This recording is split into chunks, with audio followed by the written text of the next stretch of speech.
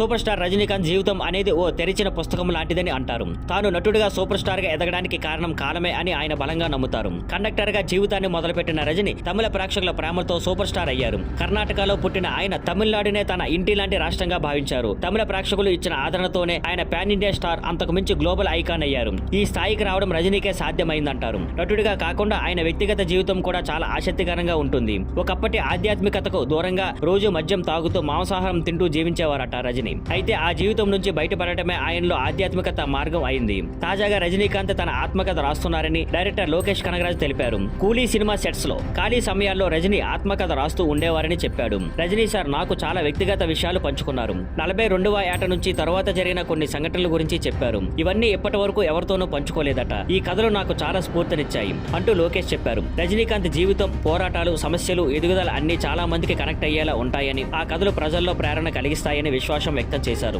ఇప్పుడు అందరికీ ఆసక్తి ఈ ఆత్మకథ పుస్తకం ఎప్పుడు విడుదలవుతుందో, అలాగే దీన్ని డాక్యుమెంటరీగా కూడా తీసే అవకాశం ఉందని తెలుస్తోంది. Thank you for watching.